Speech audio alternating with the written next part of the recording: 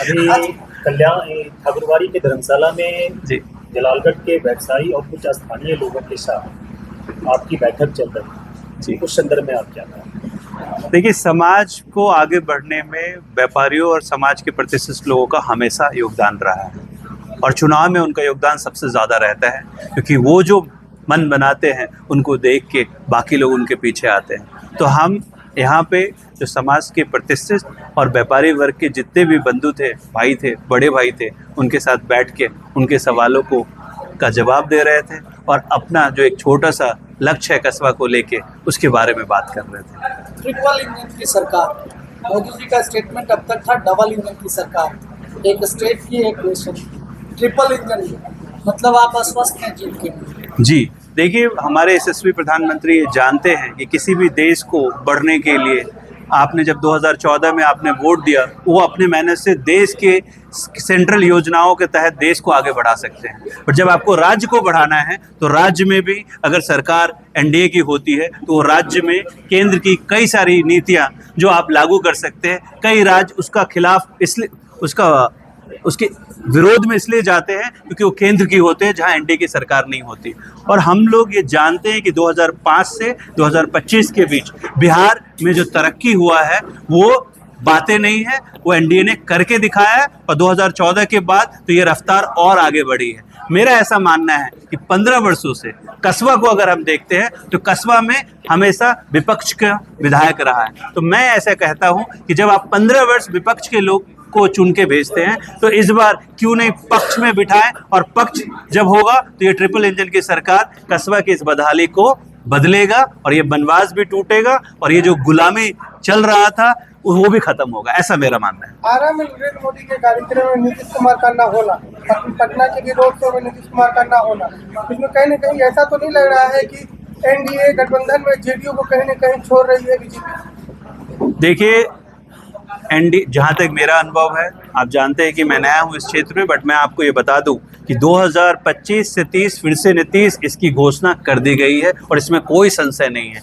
अब मौसम पिछले 4 दिनों से जो खराब हुआ है वो आप जानते हैं, कई जगह हमारी कई सभाएं यहाँ होनी थी जो नहीं हो पाई, बाहर से लोग आना था नहीं आ पाए, तो ये मौसम की वजह से चीज़ें मेरे हिसाब से रहा होगा और यहाँ पे कोई संशय की कोई सवाल ही नहीं है। सिर्फ वही बात तो जलालगढ़ में भी आ रही है, कस्बा विधानसभा के जलालगढ़ में आपके जेडीयू के प्रखंड अध्यक्ष आखिर है कहाँ? किसी भी कार्यक्रम में वो शामिल क्यों नहीं हो रहा है? देखिए, एनडीए के जितने भी कार्यकर्ता हैं, जहाँ तक हम जानते हैं, हर क्षेत्र में हर पार्टी उतनी मजबूत नहीं होती और जेडीयू में जो कुछ लोग थे उन्होंने रिज़ाइन दे के दूसरी पार्टी ज्वाइन किया है, तो नए तुरंत आप कार्यकर्ता नहीं बना सकते।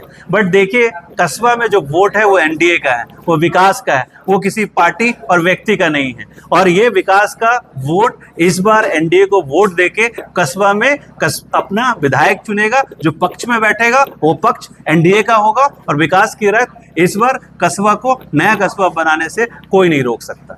नीतीश कुमार ने नीतीश कुमार को संजोने की कोशिश की है आज के मंच से। मैं आपको एक बात बता दूं, मैं राजनीति में 15 दिन हूं और मेरी कोई वैल्यू नहीं है। और जिनका आप बात कर रहे हैं नीतीश कुमार, वो एक ब्रांड है। वो ब्रांड कैसे बने हैं? बोल के नहीं बने हैं। उन्होंने उस बिहार को, जिस बिहार में 2005 से पहले कोई युवा सोच नहीं सकता था कि कोई व्यापार अच्छा से कर सके, अच्छे से पढ़ सके, आदमी जीवित रहेगा या नहीं रहेगा इसकी भी कोई गारंटी नहीं होती थी, उस बिहार को वहां से यहाँ तक लाना ये नीतीश कुमार है। और ये ब्रांड काम करके आया है, बात करके नहीं आया। सौरा नदी और पेमाधार को लेकर के एक स्थानीय कुछ आपके ही समर्थक लोगों से सवाल किया था कि बेसिंग की बात आपने 2 टुक में स्पष्ट सवाल भी किया, क्या जीत के बाद विधानसभा में इस क्वेश्चन को एराइज किया जाएगा और इसको इम्प्लीमेंट किस रूप में आप करवा सकते हैं? देखिए, इस क्षेत्र में पहले हमको एक चीज़ समझना होगा, हम कोसी और नेपाल के तराई में हैं, जहाँ जल जमाव एक आज की नहीं पुरानी समस्या रही है। पुरानी मतलब पौराणिक समस्या रही है और पिछले 50 सालों में इस क्षेत्र में जो काम नहीं हुआ है, आप देखिए 2008 के फ्लड के बाद और 2025 में इस क्षेत्र में काफ़ी काम हुआ है। कई ऐसे नदी है जहां बांध का निर्माण किया गया है, नदी के बैंक को निर्माण किया गया है ताकि पानी वहां से ना निकले। जो सौरा नदी की आप बात करते हैं, वहाँ पे मेरा ऐसा मानना है, मेरी जितनी समझ और बूझ से मैं ये कह सकता हूँ कि वहाँ पे डिसिल्ट करने की ज़रूरत है। और विधानसभा में जिस दिन मैं पहुँचूँगा, ये इस क्षेत्र की सबसे बड़ी समस्या है, क्योंकि यहाँ से किसानों को भी दिक्कत होती है और जो इस क्षेत्र के आसपास रहने वाले लोग हैं हर साल उस कटाव से परेशान रहते हैं। तो मेरा ये प्राथमिकता रहेगा कि जिस फोरम में हो वहाँ जाके इसके बारे में बात करना और एक समाधान ढूंढ के लाना। क्या ये एक समस्या बन रही है? आपको बार बार बोलना पड़ता है कि मैं कप्तान पारा में पला बड़ा हूँ, बाहरी नहीं हूँ। ये बाहरी और कस्बा का क्या मामला बन रहा है जो आपको बार बार अपने संबोधन में इस तरह की बातों को? देखिए, जब मैं कार्यकर्ता के बीच जाता हूँ तो ये संबोधन करता हूँ, क्योंकि कार्यकर्ता आज से नहीं, कस्बा में जो लोग जुड़े हुए हैं, लगे हुए हैं, वो पिछले 25 वर्षों से, 30 वर्षों से, 10 वर्षों से।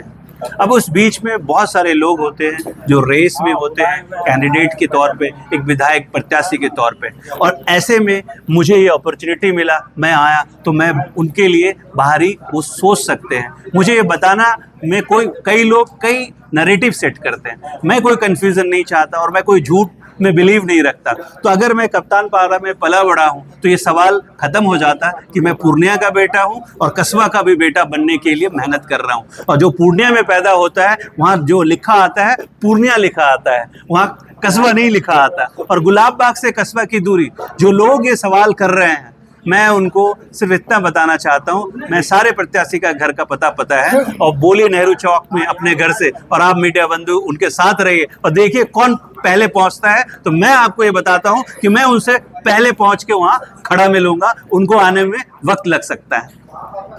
आपके संबोधन के अंतिम में एक बात आपने कहा, ये दोस्ती हम नहीं छोड़ेंगे। शोले फिल्म की ये गाना था सर, ये संदेश क्या देना चाहते हैं? संदेश ये देना चाहते हैं क्योंकि सवाल ये था कि जो नेता आते हैं वो बातें करते हैं और फिर चले जाते हैं। तो हमने उनको ये बताया कि जब ये मौका मुझे मिलेगा तो जो आपने विश्वास मुझ पे दिया है, एक भाई के तौर पे, एक साथी के तौर पे, ये इस जन्म में हम नहीं छोड़ रहे हैं। और कोई संदेश जलालगढ़ के लिए, कस्बा के लिए मेरा ये सवाल है और अपील भी है। सवाल ये है कि 15 वर्षों से जो कस्बा में बदहाली है, मैं कई ऐसे एरिया में गया जहां लोग कहते हैं कि भई ये अफाक साहब का वोट नहीं मिला तो इधर रोड नहीं बना, ये फलाने का नहीं है इसलिए नहीं हुआ। देखिए, कोई विधायक या कोई भी जो राजनीतिक पद में है वो उस जगह के लिए होता है, वो सबके लिए होता है। वोट चाहे मिले उनको किसी एरिया से या ना मिले। तो मैं जनता से अपील करता हूँ, इस बार जो 15 वर्षों से आपने कांग्रेस को जिताया है, इस बार इस बदहाली को बदलने के लिए एनडीए को वोट करें, क्योंकि एनडीए पिछले 20 वर्षों से जो बोला है वो करके दिखाया है।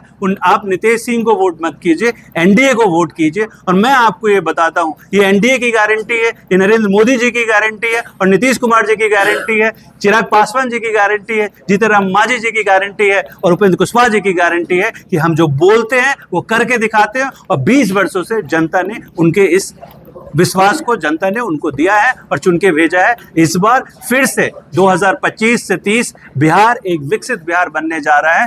आप इसमें कस्बा को अपना विधायक चुन के भेजिए जो पक्ष में हो, और ये ट्रिपल इंजन की सरकार कस्बा को एक नया कस्बा बनाएगा। और मैं अपने संकल्प आपसे वादा करता हूं कि मैं अगले 5 वर्षों में पूर्णिया के बाकी विधानसभाओं में इसको अव्वल लेके आऊंगा। अगर नहीं आता हूं तो मैं आपसे अपील करता हूं, मैं हूं या कोई हूं, उसको भी आप बदल देना अगली बार चुनाव में।